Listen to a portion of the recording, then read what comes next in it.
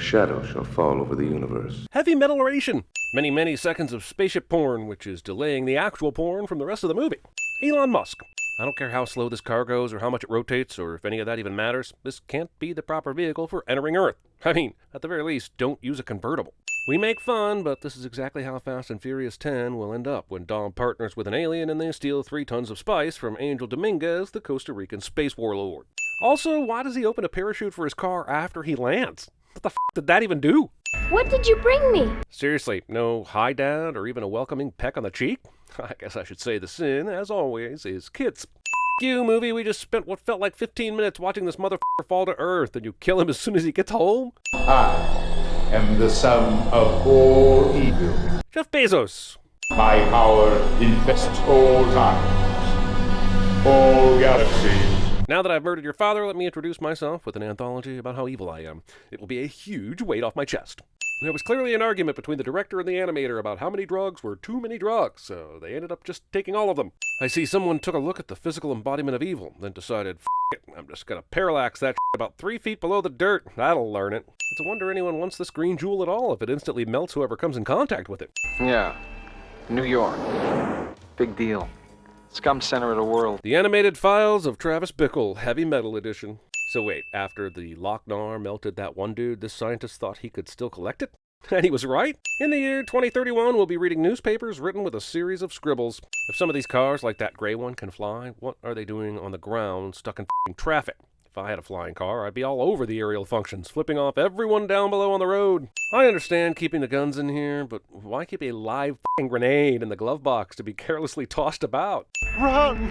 So she runs, and the bad guys come out of the museum, guns drawn. Then after they check on the scientist guy, the villain tells his goons to go after her. Why didn't he just tell them to go get her in the first place? I want to report a murder. What else is new? New Yorkers. Kiss my ass, will ya? I'll do it for 20 bucks. I've never hookered before, but this price seems both too high and too low for me, depending on the interpretation of the act. $1,000 a day for a full investigation, another $1,000 if the assailant is caught. You understand? Thanks for nothing. While it's outrageous the cops would charge any kind of money for investigations, wouldn't this cab driver already know that? Knowing this, wouldn't he just skip this part and go straight back to his apartment to figure out what to do? Wait, why is she passed out? I know she just watched her father die, but she was also just running from the killers and should have adrenaline coursing through her right now. Holy did this guy already have a sandwich sitting out on his counter when he got home? He literally just put the scientist's daughter on the couch. She woke up, he gave her some water, and somewhere in all this, a sandwich was just sitting there ready to get mayonnaised. And there's beer in the fridge, so help yourself, all right? This dickhead just got home after meeting a beautiful woman that claims she knows the location of something that's worth a fortune, but he goes right to the f***ing bed. Can I sleep with you?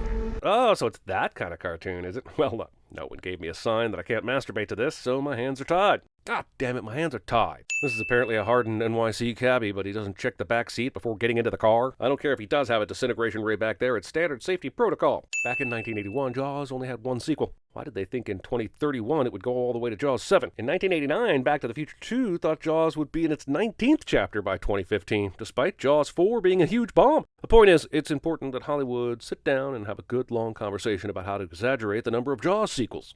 Meet female acquaintance at Statue of Liberty, 4 o'clock. Yeah, but where in the Statue of Liberty? Have you seen how f***ing big that lady is? In the future, getting chased by a flying vehicle is such a problem for cab drivers that they have a missile defense system installed in their cars.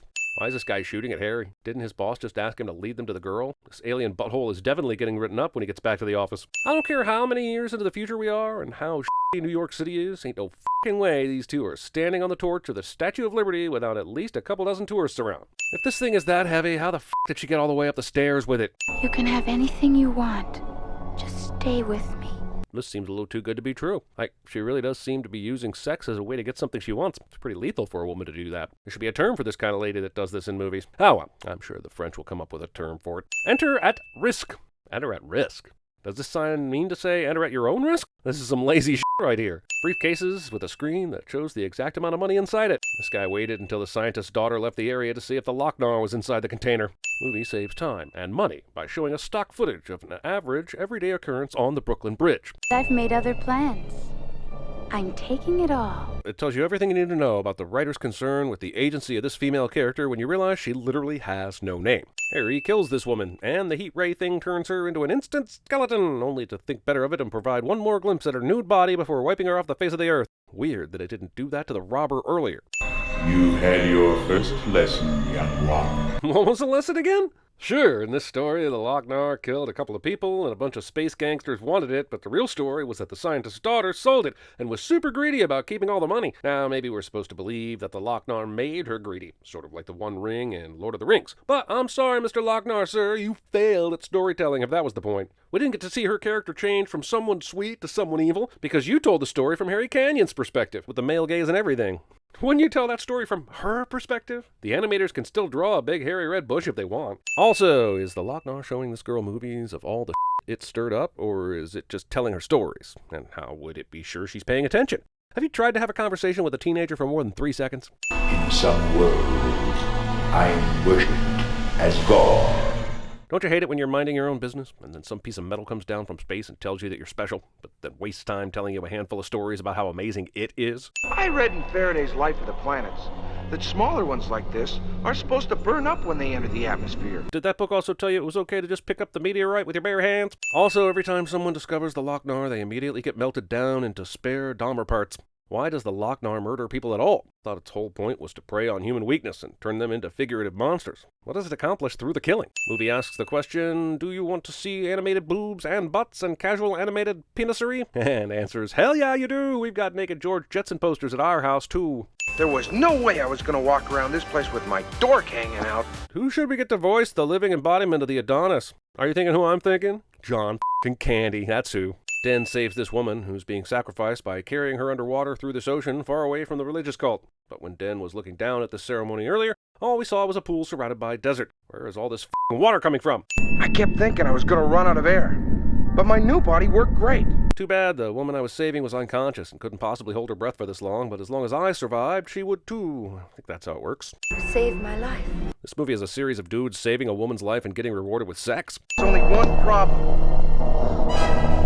Come. Dude, I think she was about to. I wanted to find out where they'd taken Catherine, but none of these guys seem to speak English. And yet every character Den encounters after this will speak English. Okay, so Den kills a bunch of guards holding various old-fashioned weapons, and by the end of it, he's somehow holding a gun? What kind of society is this? The gun seems so out of place. So, this is weird. The guy has bullet holes in his chest, but they oddly don't move with his body as he laughs. It's like he's under a glass thing with 3 red bullet holes on top of it, and it's goddamn disorienting. You will go with him to the Queen's castle and steal the Lochnar. Then I will give you the girl. Is this why Ard took Den prisoner? How did his underlings know that Den would show up where he did? Why doesn't he take it himself, since he's obviously immortal? And why would he need it? Sorry.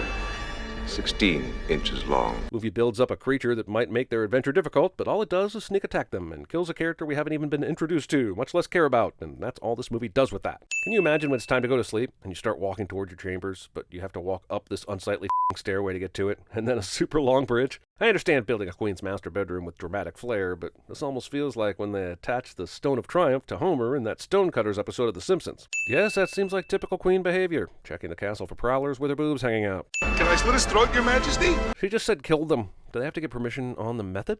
If you please me, I may let you live. Was this movie made from a series of penthouse letters written by George R.R. Martin? Also, while Den is a super handsome, beautiful man, he's going to be terrible at sex because he still has the brain of a 14-year-old. Neverwhere is a troubled land. Who were the settlers who decided on that name for this place? It's straight out of the Planet Nowhere naming system. I guess I do have to give it up to this wacky animation style, which is wholly unique, but it's also super misogynistic and sophomoric. So while I respect it, I still have to send that. Just about everything is normal on this planet, but somehow they have rideable dragonflies, which would suggest this whole place would have a different kind of ecosystem than we've seen. Where did this asshole find another green robe? I guess he could have knocked out one of the guards, but where? Okay, so he stopped the dudes from throwing her into the water, but what happened after that? Did they die? Where did those dudes go? The Lochnar is mine! Stupid bitch, get away from me! If it's this easy to infiltrate both of these assholes' castles, why hasn't this happened before? Den gets the idea to throw a spear, attaching it with a giant chain that quite frankly came from nowhere, and somehow he is 100% correct that lightning will strike it and kill the queen and the immortal Ard. On Earth, I'm nobody. But here, I'm dead. Yeah, but you're like 14 years old on Earth. I don't blame you for thinking with your hell, I'd probably stay too, but you mentioned your mom. Aren't you gonna miss her? She's gonna miss you, I guess. Den's story is like a sadder and hornier version of Big. How do you plead? Gee, I might be on the edge of my seat too if I had any fucking clue who this character was. You're as guilty as a cat in a goldfish bowl. Having this conversation out loud with your client in front of an already angry crowd. I got an angle. But the most we can hope for is to get you buried in secrecy so your grave don't get violated. Man, if that's all I can get, then I'd try this half-assed attempt at buying off a character witness too. What's the point of pleading guilty if that's the best you can get? And he's never done anything illegal. I guess Stern is that stupid, but how the f*** did he think Hanover Fist's testimony was going to deliver him a not guilty verdict? He's accused of all the horrible crimes imaginable, but he thought this one character witness was going to wipe out a mountain of evidence? Unless you count all the times he sold dope disguised as a nun. Look, we can all agree that Stern is an asshole, but that's just honestly good business strategy. Not only do you get the subterfuge, but also imagine how much dope you can hide in a habit. Also, this presupposes that Catholicism has reached intergalactic status, and if that's the case, Pope Francis is going to have to learn a bunch more languages. I'll kill him! Kill! Apparently, this court's never seen a guy mutate into a giant muscle-bound killing machine before, and have absolutely no law enforcement around for a trial involving a guy implicated in every crime imaginable. Holy shit, this one-eyed robot thing. It makes the crime Stern is accused of that much worse when you think of this little f***er buzzing around. Hanover tries to bust down the door by smashing his head on the wall next to it, rather than just knocking down the door itself. 35,000 Zuleks. Thanks, Hanover. Somehow Stern thinks as long as he pays Mutant Hanover, this will all go away. And he's right! Goodbye.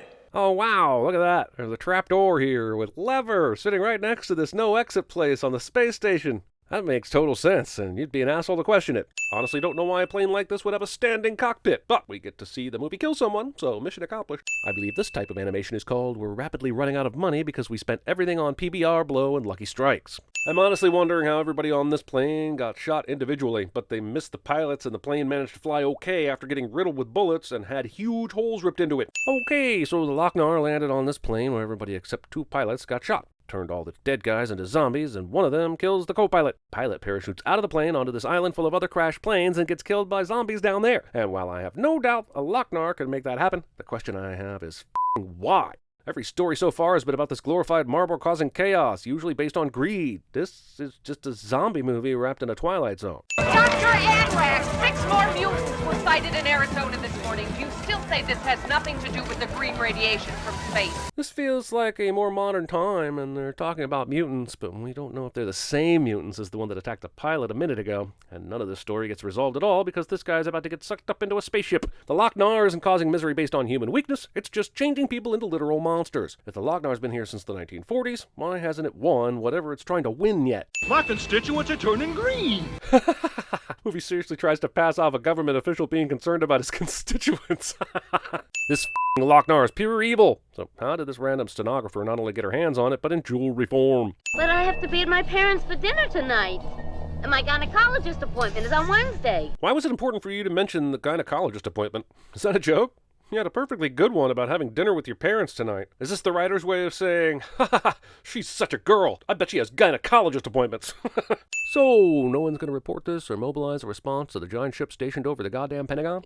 I know it's 1981, but we did have a defense department back then. In fact, you could argue that they were more aggressive in those days. These guys are about to do some plutonian Nyborg, but my question is, what does this machine do when it's not distributing space cocaine? Is this a machine made specifically for drugs, or does it have some other purpose? Creating cocaine crossroads can cause cranium crashing, cloudy concussions, causing coke couples considerable calamity. In other words, you gotta be alert when you're snorting plutonian Nyborg where the roads meet, lest you get sideswiped by your snorting buddy. Star Trek creators fail to come out with the movie or TV episode about the one time it encountered that happy-faced spaceship from Heavy Metal. A brawl that can be thrown this far. Also, this is about the 100th time we've had to blur the screen on this video, and holy shit, look at that f***ing wrench.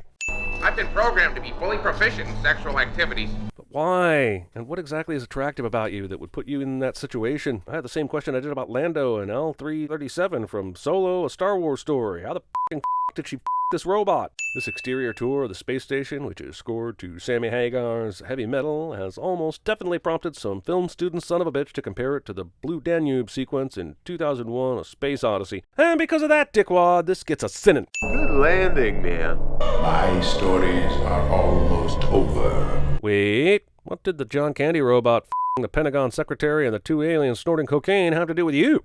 I have chosen you because you are the future who could destroy me. Why aren't you killing her then? Why are you telling her all these stories? And are these stories appropriate to tell children of this age? Are you including the bits about how the women are naked and have huge breasts and describing those sex scenes in detail? Oh, awesome! The Lochnar lava changed the guy into a mutant, but kept everything else intact, including his mechanical arm. It's one of the many ways the Lochnar has changed something, but we still have no idea why it uses certain methods over others. To all who oppose us! Snyder Bros! Also, how do they even know who opposes them? I don't see them stopping to ask before they kill the city folk later on. I know people of power can be grandiose, but any physical setting that requires people to walk up this glorified slinky to meet with you is a f***ing dick move. Bar the door!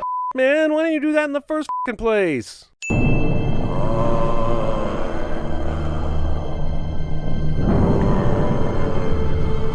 Who knew you could summon a legendary warrior the same way you can make Beetlejuice appear? Movie spends more time on this flying sequence than all the opening titles of the Harry Potter series combined. Wow, thank goodness we have one more chance for unnecessary nudity in this story about a planetary genocide and a brave warrior that battles evil.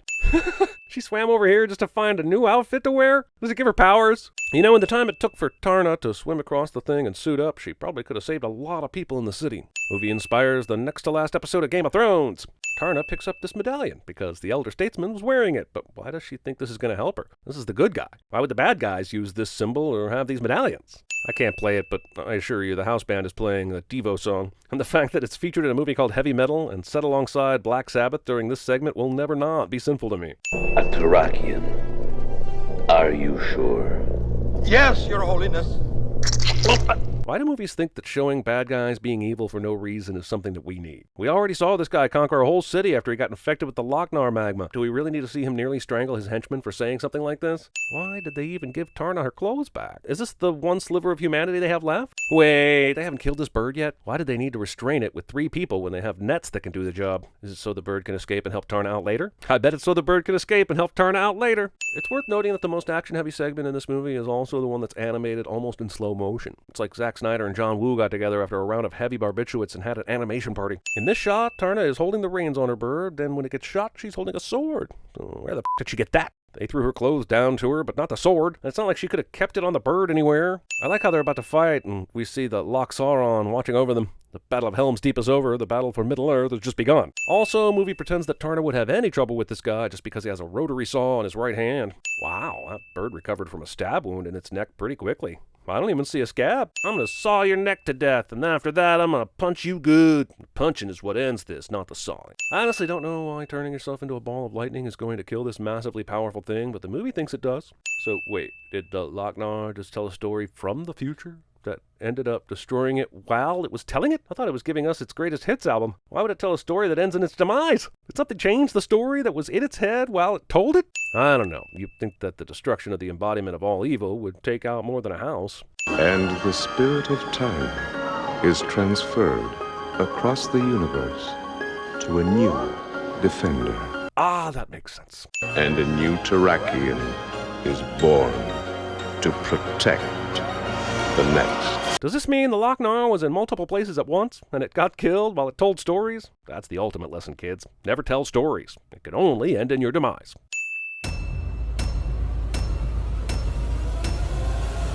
Here's my favorite bands, AC/DC, Van Halen, not Van Hagar. Alright, you can stop sending us concerned messages that CinemaSins stole our idea. CinemaSins is in fact our other channel where we sin, you guessed it, TV shows. Search for CinemaSins and find one of your favorite shows. Then, enjoy us sinning the shit out of it. We happy? Vincent! We happy? Yeah, we happy. Look at me. Look at me. Meteor My name is Khan. Meet female acquaintance at Statue of Liberty, 4 o'clock. This message will self-destruct in 5 seconds.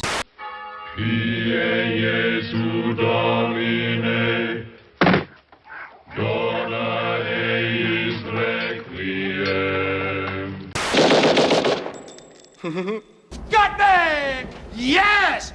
Wow! Aim for the bushes. Hey, do we have any of that plutonian Nyborg left? Harriet and blah blah Nyborg. Whoa, that's good squishy. My eyes, the goggles do nothing. By the power of Grayskull.